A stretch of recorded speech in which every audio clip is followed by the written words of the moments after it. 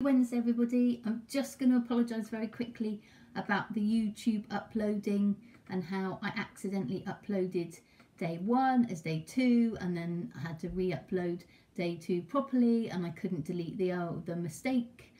Very sorry about that. Hopefully you managed to find day 2 easily and worked out that I'd made a bit of a mistake.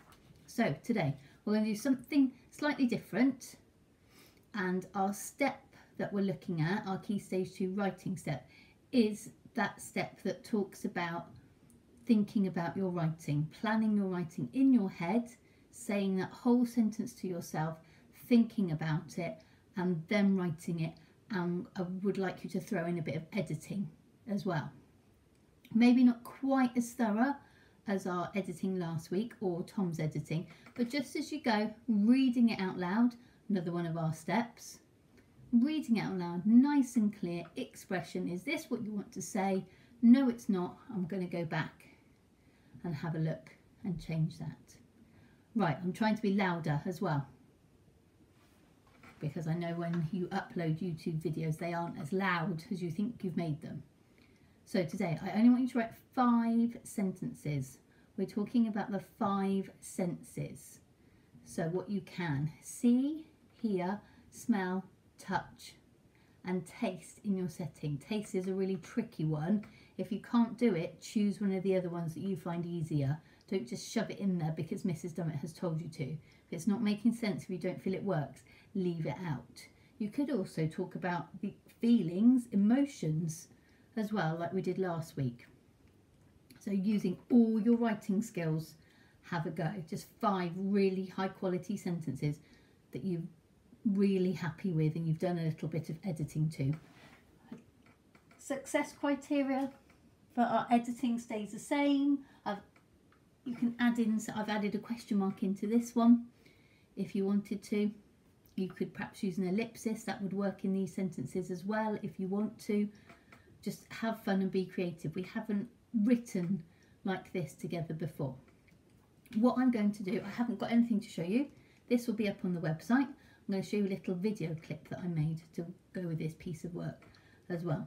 So I wrote this for my year 4s last year, who are now year 5, when we were writing about the Celts and the Romans. So we were writing a setting description. I used the stone circle from Brave as our setting description, place that we were going to write about. And I wrote them a visualization story. We're used to doing these in PSHE, and when we need a bit of a chill out and a bit of a brain break. Those are the ones where we sit and we're quiet and calm and we close our eyes and we imagine the story in our head. You don't have to do that. You can just listen and see if you can pick up where I've used the senses in this piece of writing, this setting description. Now the other thing that's different is it's written in the present tense as if it's actually happening, and I've been writing our setting description, my setting description, in the past tense, and I'm sure you have too. Well, I would imagine, because that's how most story writing, how most prose is written. So I'm going to read it to you, have a listen and have a go. I'm going to read the whole thing as if it was a visualization, but you're really listening to those descriptive setting pieces. Here we go. Sit comfortably in your own space and gently close your eyes, or you can look down if you wish. Take a moment to settle into your surroundings. Relax. Feel the calmness begin to build, first within yourself and then in the room around you. Let the calm and peaceful feeling grow until it fills the room. Now we are ready to begin our journey into an unknown place, forgotten in the mists of time, ready to be woken again by our author's footsteps. Take your author's idea book, open the creative door, and off we go. We start walking to this striking place with firm and sure strides. The grass is growing in soft green tufts, sometimes smooth like a carpet, other times rough and bumpy. You can add a simile to your writing if you would like to. It's early in the morning and you can see droplets of dew everywhere, like tiny glistening diamonds. Another simile and a fronted adverbial. You feel anxious and excited. There's my feelings. You can almost feel the ancient magic reaching out to you as you approach the exposed cliff. You pause for a moment to catch your breath. The air is cold and fresh. Take a deep breath and enjoy the fresh, clean air. You can smell the sharp tang of the nearby sea and the soft heather growing nearby. You gently pick some heather and rub the soft, tiny flowers in your fingers. So that's, I've got the feeling and the smell in there. We set off again. The standing stones are visible now. Can you see them?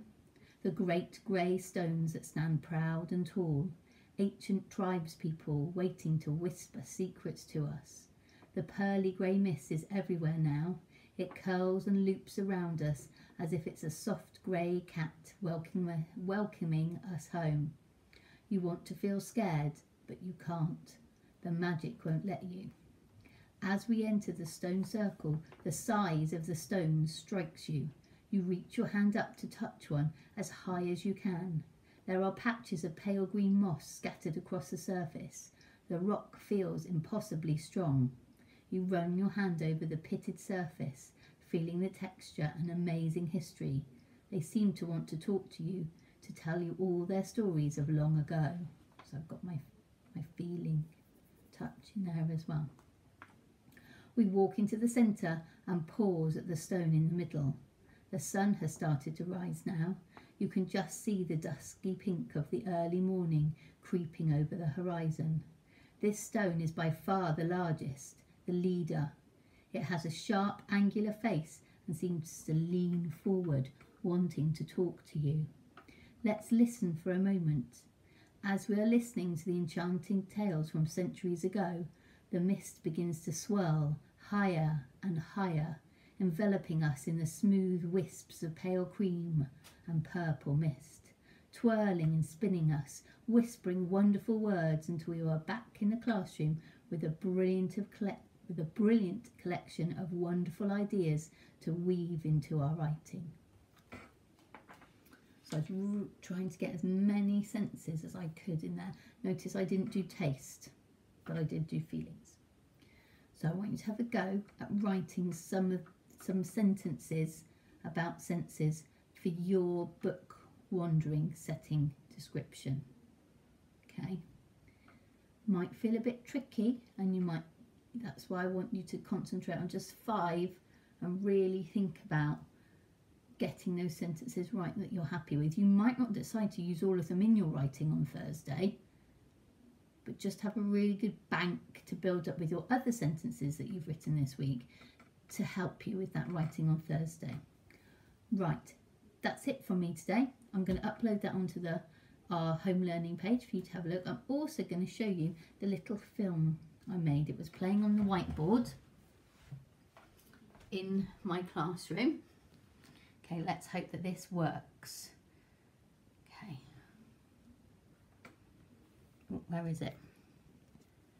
Oh, that's my hand, Mrs. Dummett. Ah!